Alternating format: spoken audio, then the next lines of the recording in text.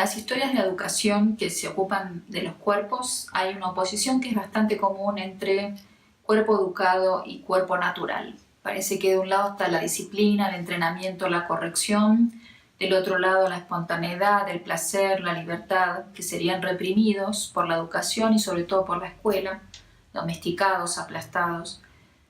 Y me parece que hay que discutir esta oposición, hay que desmontarla. Siguiendo a Foucault, también a Vigarello, me parece que hay que tratar de pensar en los cuerpos desde otros lugares y no desde un cuerpo libre que preexiste a ciertos saberes sobre el cuerpo.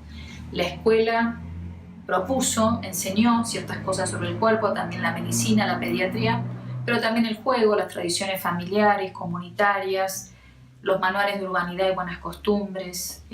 No hay relación con el cuerpo que sea espontánea, siempre está mediada por saberes y experiencias que han sido adquiridos. Y quiero tomar dos fotografías, dos escenas escolares y inescolares donde me parece que se pone en evidencia estos saberes o tecnologías sobre el cuerpo. La primera es una escena escolar bastante típica, es una foto de 1910 en una escuela de niñas donde se canta el himno nacional, así dice el epígrafe. Está tomada en una escuela primaria en la ciudad de Buenos Aires, en Argentina. Es de niñas, quizás hay 2 niños en el frente, no está claro. Se puede ver estos saberes que se aprendieron, formarse en fila, los brazos al costado, la mirada al frente, el pelo recogido y con moños, los vestidos elegantes.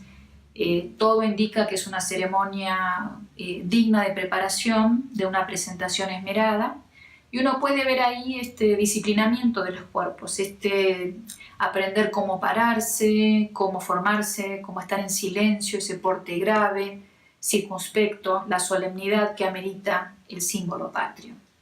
Hay otra fotografía de unos años atrás, probablemente de principios de 1900, de una escena callejera de lucha infantil, que está tomada por un fotógrafo aficionado, una sociedad de fotógrafos aficionados de la Argentina, que parece más natural, pero mirada con un poco más de cuidado. También se ve, por un lado, el director de escena, que es el fotógrafo, la ronda está abierta hacia el frente, y eso hace sospechar que ahí hay una cierta disposición de los cuerpos, también el escenario, que claramente habla de la pobreza, los niños están amuchados en torno a esa escena de lucha.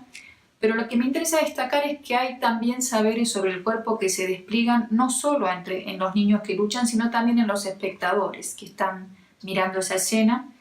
Siguen este encuentro con una actitud alerta, con los útiles o los abrigos en la mano. Son cuerpos que saben reclinarse, que saben abrazarse, que no temen a la proximidad de otros cuerpos. Años después eso cambió mucho, sí, se teme a la proximidad de otros cuerpos. Son cuerpos desalineados, uno puede decir cuerpos que aprendieron ciertas formas de ser varones, ciertas formas de la masculinidad, de estar en la calle. Algunos son cuerpos escolarizados, como se ven los útiles en la mano.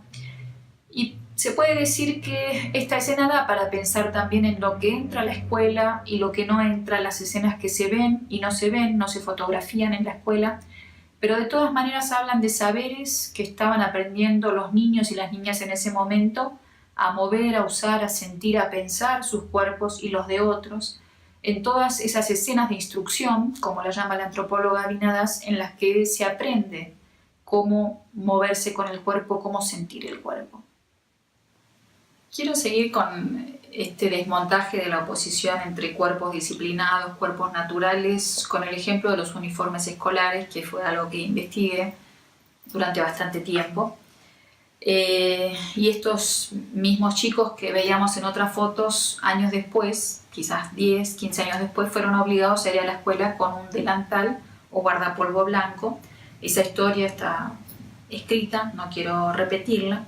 Pero lo que quisiera resaltar es que hay un vínculo entre ropas y cuerpos y que hay mucha eficacia en la regulación de las ropas sobre los cuerpos. Hay una idea que me gusta mucho de Michel de Certeau que dice que la ropa hace una incisión en los cuerpos, deja una marca como un código de una ley. Él lo compara a un bisturí. Y me parece que lejos de ser una superficie banal o un asunto trivial, la vestimenta, los uniformes dicen muchas cosas sobre estos saberes y experiencias del cuerpo. Voy a tomar otra foto, en este caso una revista infantil, que es una revista que se llama Villiquen, una edición de 1920. La imagen tiene un título que se llama El regreso al hogar por hacer la rabona, que explica el llanto de los niños y la presencia del policía.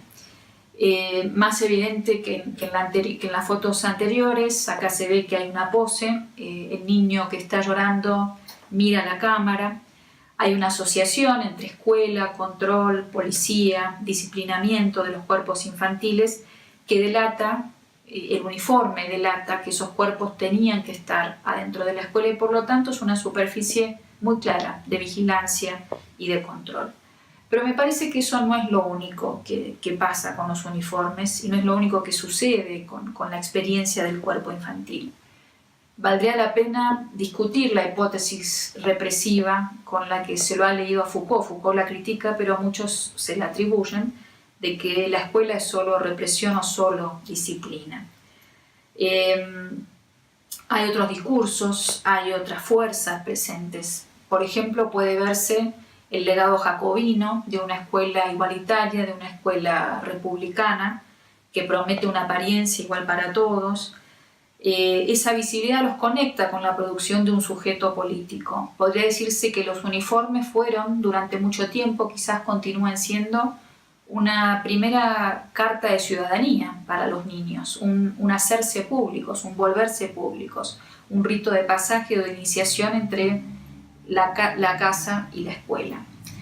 Y quiero contraponer esa imagen de la rabona, de la policía que persigue al niño que se escapa de la escuela, con otra que está tomada en Catamarca, supuestamente en 1946, aunque quizás es anterior, en un pueblo que se llama Antofagasta de la Sierra.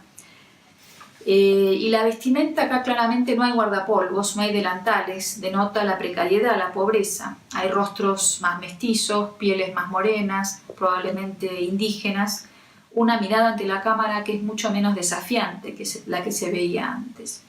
Esta imagen desromantiza la visión de un cuerpo natural infantil, de un cuerpo previo a la escuela o previo a los uniformes, que no porte las inscripciones de la ley de las que habla Desertón, que no hable también de códigos sociales, en este caso de la desigualdad, de la diferencia, que no refiera a otros saberes y experiencias de y con el cuerpo. Quiero terminar estas reflexiones con una imagen que me permite hablar de los intersticios, los conflictos, las tensiones entre el código y la ley, la ineficacia de esa ley. La foto es de una niña que está en un acto escolar, probablemente tomada por la serie en la que se inscribe, en 1938, en ocasión del 50 aniversario de la muerte de Domingo Faustino Sarmiento, que es considerado el padre de las escuelas argentinas. En este aniversario hubo muchos actos públicos donde había millares de niños desfilando por las calles, muchas escenas de masas uniformadas marchando que evocan asociaciones inquietantes con la Europa y la América de esos años del militarismo, el nacionalismo xenófobo. Pero hay esta imagen de un fotógrafo desconocido que me parece que muestra una escena distinta, una escena que podemos llamar inapropiada, una escena que está algo fuera de lugar en este acto solemne de celebración de la escuela republicana. Es una niña que juega, parece que muerde un palo. Este palo quizás era algo para separar los cuerpos, quizás para cargar una bandera, no lo sabemos, mientras está parada en un acto escolar. Parece estar en una calle, en un espacio público, en una avenida probablemente. Ella carga su portafolio con cuadernos y libros, probablemente está cansada o aburrida y por eso se pone a jugar. Los cuerpos se enciman, se juntan en la procesión, están esperando que algo pase por la calle y en esa espera esta niña se sale del libreto y muerde el palo. Y es interesante el niño que le lanza una mirada de sorpresa, extrañada. Quizás es que también estaban jugando, era un juego, un improvisado juguete infantil, el palo no lo sabemos. El guardapolvo no está impoluto. Se ven aquí y allá manchas, surcidos. La imagen de la niña tampoco está impecable, sin manchas. Su gesto, podríamos decir, es impropio o inapropiado para esa escena solemne de la que forma parte. Habría que darle las gracias a este fotógrafo que logró captar un instante de estas vidas infantiles y que nos deja ver a los cuerpos infantiles con otros gestos, con otras miradas, en conflicto con la mirada de la institución escolar y del acto solemne, pero también, yo sospecharía, en conflicto con, o al menos indiferente a, la mirada de la cámara, justamente un artefacto, un dispositivo que va a ser un nuevo y gran regulador de las experiencias y saberes del cuerpo de la infancia contemporánea. Diría entonces que no hay cuerpo infantil ni adulto sin experiencias y saberes del cuerpo, no hay cuerpo sin historias, sin artefactos, sin ropas u objetos que interactúen con el cuerpo, no hay cuerpo sin poderes en relación a las cuales los cuerpos se sitúan, se sujetan, se revelan, a veces se esconden. Creo que hay que abrirle espacio a estas otras historias del cuerpo en la educación que rompan con el corset de las hipótesis disciplinarias y que puedan ver otros movimientos, otras trayectorias en ese recorrido de los cuerpos en la historia.